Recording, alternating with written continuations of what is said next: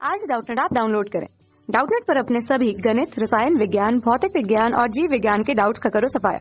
बस प्रश्न की फोटो खींचो, एक ही प्रश्न को क्रॉप करो और तुरंत वीडियो सोल्यूशन पाओ। अभी डाउनलोड करें। हेलो दोस्तों, हमारे पास एक प्रश्न है जिसमें पूछा गया है सीमांत घर्षण के नियम लिखिए।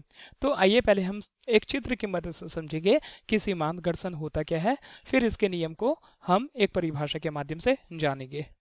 तो इस चित्र की मदद से हम सीमांत घर्षण को समझेंगे कि सीमांत घर्षण होता क्या है।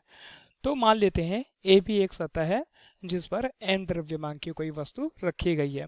तो हमें इस स्थिति में पता है कि कोई वस्तु अगर किसी सतह में रखी गई है तो वस्तु का भार यानी कि W नीचे की ओर कार्य करेगा।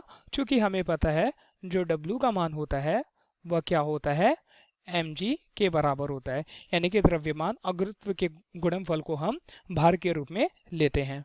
तो वस्तु का भार mg नीचे की ओर कार्य करेगा। और न्यूटन के गति के तीसरे नियम के अनुसार हमें यह भी पता है कि प्रतिक्रिया के बराबर किंतु विपरीत प्रतिक्रिया होगी, यानी कि यदि यह वस्तु नीचे की ओर भार लगाएगी तो यह सतह वस्तु पर भी ऊपर की ओर एक बल लगाएगी, यानी कि क्रिया लगाएगी जिसे हम r के द्वारा प्रदर्शित करेंगे। और यह क्रिया क्या होगी, एक प्रकार की प्रतिक्रिया के रूप में होगी। तो इस स्थिति में हम देखते हैं कि पहला जो है पिंड जो है अपनी साम्य स्थिति में है। साम्य स्थिति का तात्पर्य यानी कि वस्तु यानी कि इस पिंड में किसी प्रकार की कोई आपेक्षिक गति नहीं हो रही है। लेकिन अगर किसी क्षण हम देखते हैं इस पिंड पर हम एक बल लगा देते हैं। कौन सा बल लगा देते हैं, एक बल लगा देते हैं जिसे हम F बल कहते हैं। तो इस स्थिति में हम देखते हैं कि पिंड पर बल लगाने के पश्चात भी पिंड में किसी प्रकार की कोई गति नहीं हो रही है। क्यों गति नहीं हो रही है, क्योंकि पिंड और इस सतह के मध्य एक बल कार्य कर रहा है और इस बल को हम क्या बोलते हैं, इस बल को हम स्थैतिक बल कहते हैं। और स्थैतिक बल को हम किसके द्वारा प्रदर्शित करते हैं, स्थैतिक बल को हम Fs के द्वारा प्रदर्शित करते हैं। लेकिन कुछ समय पश्चात अगर हम मान लें यदि हम इस बल का मान बढ़ाकर यानी कि इस बल को हम F से F1 कर देते हैं तो हम देखते हैं कि यह जो पिंड है ठीक चलने की स्थिति में तैयार हो जाता है।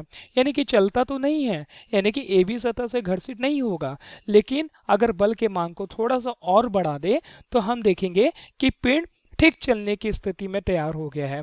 अर्थात इस प्रकार के चलने की स्थिति को हम क्या बोलेंगे, सीमांत घर्षण की स्थिति बोलेंगे।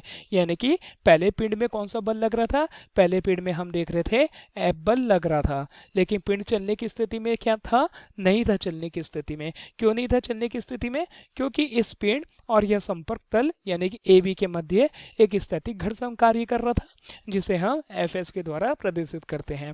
लेकिन हम इसी बल का मान बढ़ाकर हम मान लेते हैं F1 कर देते हैं। तो ठीक इसी समय यह पिंड ठीक चलने की स्थिति में तैयार हो जाता है, यानी कि चलता तो नहीं है लेकिन थोड़ा सा बल का मान बढ़ाने पर एक ऐसी स्थिति इस पिंड पर प्राप्त हो जाती है कि यह ठीक चलने को तैयार हो जाएगा।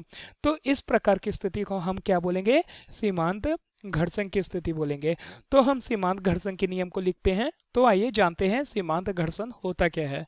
तो हम बोल सकते हैं जब एक पिंड को दूसरे पिंड पर चलाने का प्रयास किया जाता है और पहला पिंड ठीक चलने को तैयार होता है तो इस स्थिति को सीमांत घर्षण की स्थिति बोलते हैं।